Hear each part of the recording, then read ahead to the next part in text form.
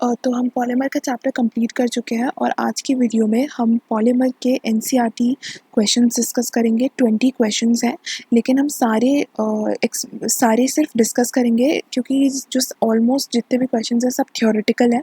तो जहाँ पे कंसेप्ट लगेगा वो क्वेश्चन मैं एक्सप्लेन कर दूँगी। बाकी सारे क्वेश्चन जो थ्योरेटिकल हैं, क्योंकि वो लास्ट की जो वीडियोज़ थी, चैप्टर के एक्सप्लेनेशन की जो वीडियोज़ थी वहाँ बहुत अच्छे से कवर की थी, तो यहाँ पे हम उनके एक्सप्लेनेशन को डिस्कस नहीं करेंगे, सिर्फ जो लिखना है वो डिस्कस करेंगे। फिर भी सोल्यूशन मैं सारे क्वेश्चंस का दे दूँगी और क्वेश्चन के बगल में मैं वीडियो भी लिख दूँगी जिस वीडियो में उस पर्टिकुलर क्वेश्चन का एक्सप्लेनेशन है। तो क्वेश्चन 1 है, explain the term polymers and monomer. तो ये हमने इंट्रोडक्टरी फर्स्ट वीडियो जो थी उसमें देखा था। मोनोमर एक स्मॉल यूनिट है, उसका अगर पॉलीमराइजेशन कराते हैं तो हमको पॉलीमर मिलता है, और डेफिनेशन और बाकी सब यहाँ लिखा हुआ है, आप इसको रेफर कर सकते हैं। नेक्स्ट क्वेश्चन है, what are natural and synthetic polymer, give 2 examples of each. ये भी हमने इंट्रोडक्टरी वीडियो में जब हम पॉलीमर्स को क्लासीफाई कर रहे थे तो हमारा पहला क्लासिफिकेशन यही था।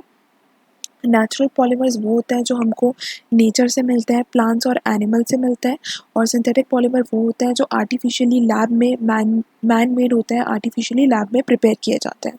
तो next question, distinguish between the term homopolymers and copolymers.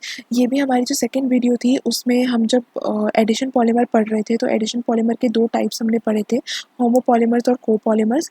Homopolymer ऐसे पॉलीमर होते हैं जो कि एक ही टाइप के मोनोमर से बनते हैं, और कोपॉलीमर ऐसे पॉलीमर होते हैं जो 2 अलग अलग टाइप के मोनोमर से बनते हैं।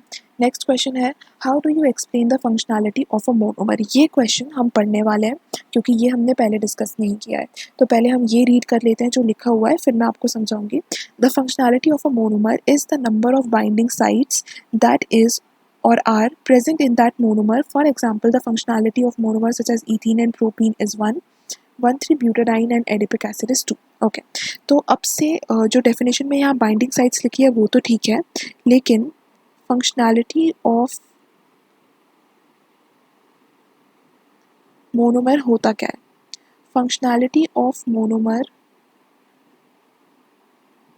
is number of functional group,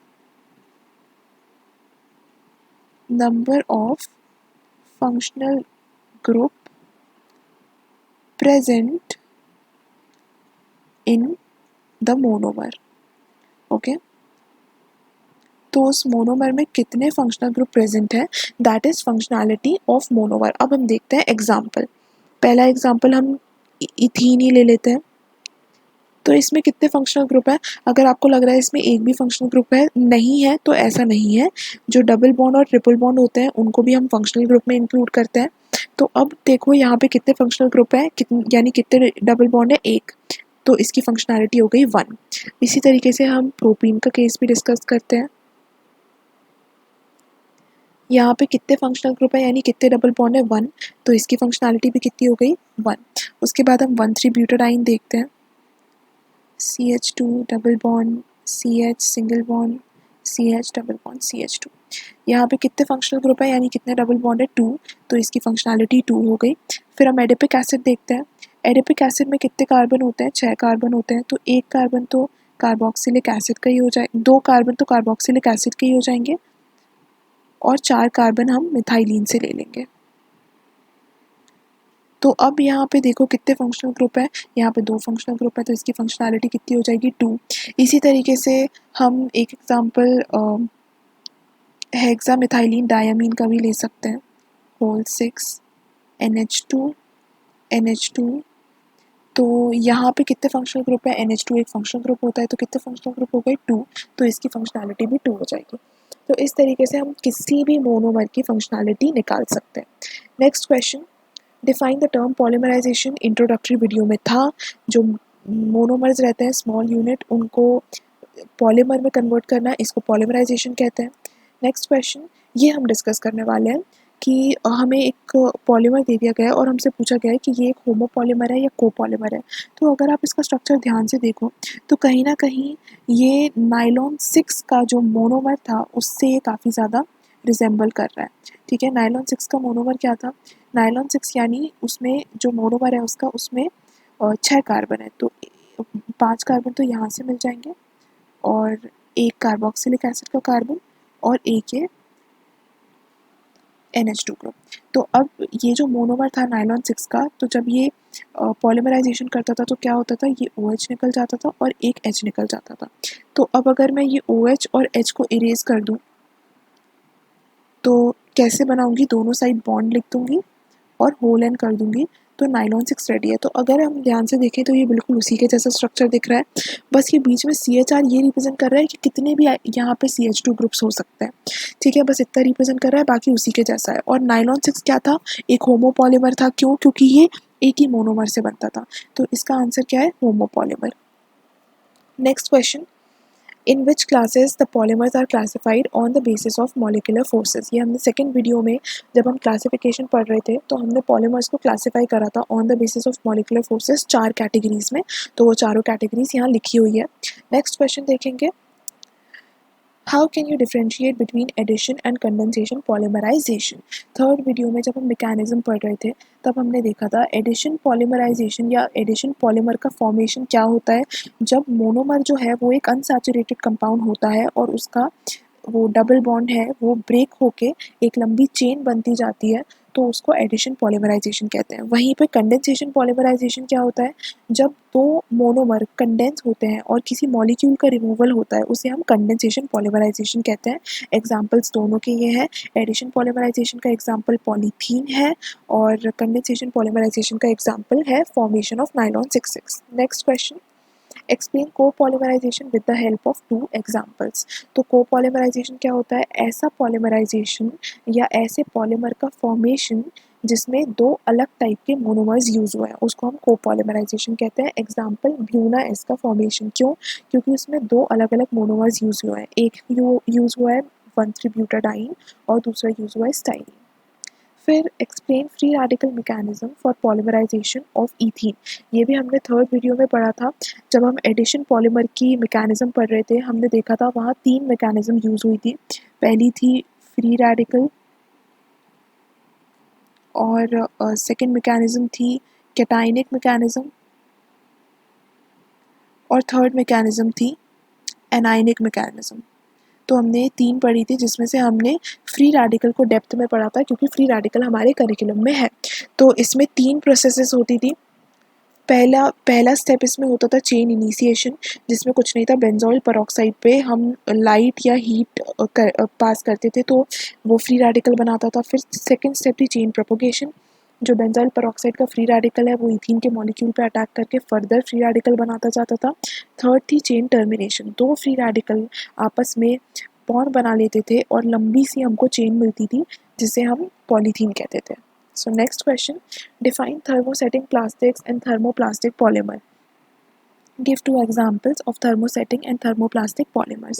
Okay, तो thermosetting plastic भी हमने पढ़े थे, thermoplastic भी हमने पढ़ा था वीडियो 2 में जब हम क्लासिफिकेशन पढ़ रहे थे। थर्मोसेटिंग प्लास्टिक नाम से ही पता चल रहा है ऐसे प्लास्टिक जिनको हीट करके वो परमानेंटली सेट हो जाए, और थर्मोप्लास्टिक मतलब ऐसे जिनको रीयूज़ कर सकते हैं, बार बार उनका शेप चेंज कर सकते हैं। ओके, उनकी डेफिनेशन और एग्जांपल्स लिखे हुए हैं। थर्मोसेटिंग प्लास्टिक का एग्जांपल है बेकेलाइट, थर्मोप्लास्टिक का एग्जांपल है polystyrene and polythene.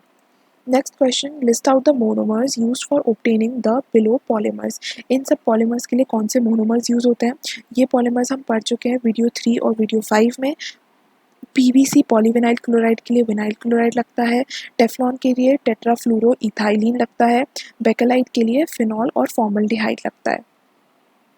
Next question, write a common initiators name and structure used in free radical polymerization. तो फ्री रेडिकल पॉलीमराइजेशन में जो रिएक्शन को इनिशिएट करता है दैट इज बेंजोइल पेरोक्साइड, और ये उसका स्ट्रक्चर है। Next question, how do double bonds in the rubber molecule affect their structure and reactivity? So this question we are going to study. Okay, ये मैं explain करूँगी। तो ये रबर का स्ट्रक्चर है, ठीक है, नेचुरल रबर है, ये बनती किससे है? आइसोप्रीन है से। आइसोप्रीन मोनोमर है, बहुत सारे इस आइसोप्रीन के स्ट्रैंड्स को अटैच करते जाओ, हमको नेचुरल रबर मिल जाएगी जिसे पॉली आइसोप्रीन भी कहते हैं।